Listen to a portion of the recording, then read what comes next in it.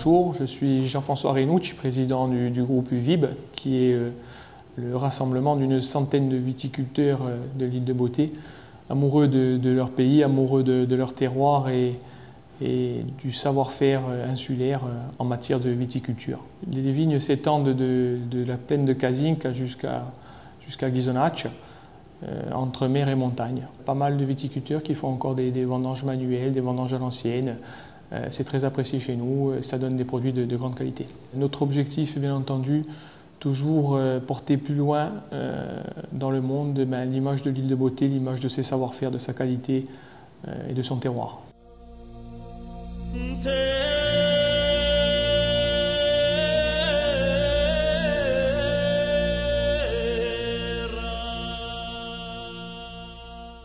L'UVIB, au niveau de la surface, c'est 1500 hectares de vignes en production pour une production annuelle de 90 000 hectolitres. Certains cépages sont donc sélectionnés pour faire de l'AOC.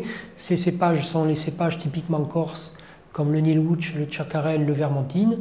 On retrouve aussi le Grenache, la Syrah et le Cinsault dans les appellations. Ensuite, d'autres cépages ne sont pas classés AOC, comme le Merlot, le Cabernet Sauvignon, le Chardonnay ou le Muscat.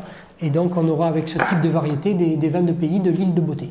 Au total, une dizaine de variétés différentes.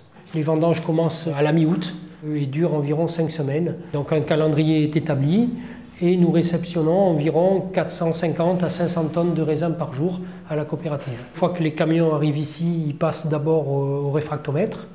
On calcule donc le degré potentiel du vin, mais aussi nous analysons l'acidité, le pH du mou. Nous faisons du rouge, du rosé et du blanc. Concernant les rosés et les blancs, il n'y a pas de macération. Donc la cuve d'égouttage permet très rapidement de séparer le mou du raisin. Nous passons très rapidement au tubulaire pour le refroidir à environ 10-12 degrés pour ensuite subir la phase de décantation, 24 à 36 heures. Puis ensuite le mou obtenu, beaucoup clarifié on dira, est envoyé en fermentation, environ 3 semaines à basse température.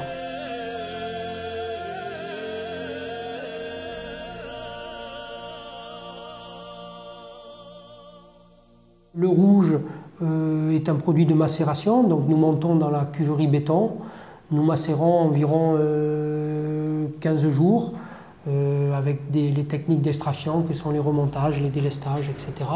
Ensuite, nous écoulons pour obtenir un mou qui va faire une seconde fermentation appelée la fermentation malolactique, puis le vin final. La nuit, nous opérons aussi le décuvage, le démarquage des cuves pour obtenir les vins de presse, qui seront ensuite assemblés ou non au vin de goutte. Les assemblages se faisant au mois de novembre, après les vinifications.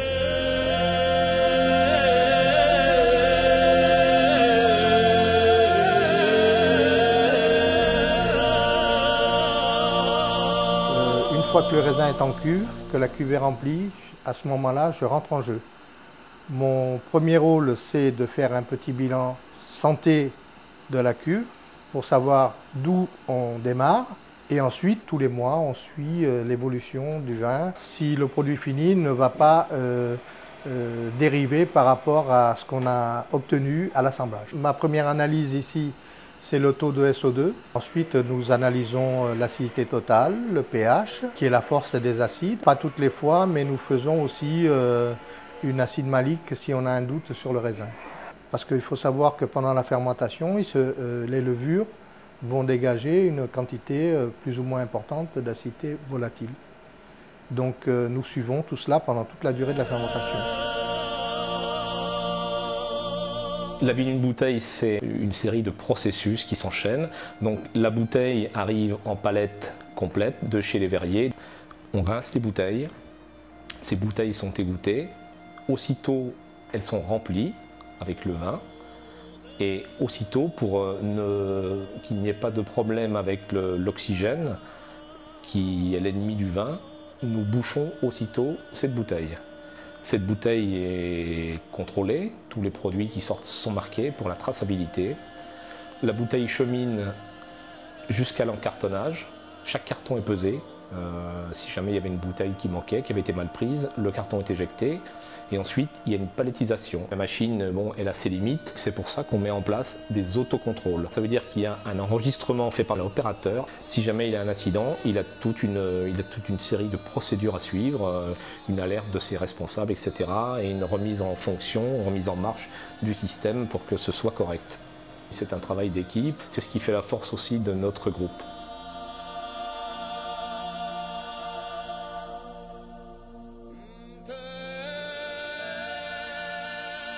Aujourd'hui, il ne faut pas oublier que la Corse, c'est une montagne dans la mer. On a un climat continental tempéré. Donc aujourd'hui, on n'a pas des vins méditerranéens, que ce soit en blanc, en rosé ou rouge. On est sur des climats continentaux tempérés. Donc effectivement, on a des rouges qui sont plus sur le fruit et avec de la souplesse. En rosé, on travaille surtout sur des produits très aromatiques, frais.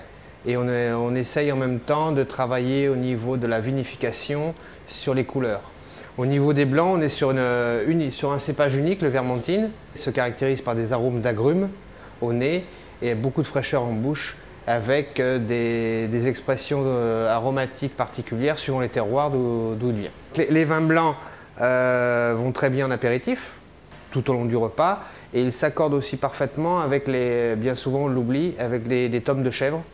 Il y a vraiment un bel accord par la richesse aromatique et la richesse du produit local en tomes de chèvre. Ensuite, les rosés, vous pouvez accompagner quand même tous les plats qui existent autour d'une table. Les vins rouges, de par leur plénitude et tout, sont plus des vins qui vont sur des viandes à base d'agneau, à base de sanglier, que l'on connaît traditionnellement l'hiver. Nous sommes un peuple et une population d'échange, de fraternité et de partage. Le vin en est un grand exemple.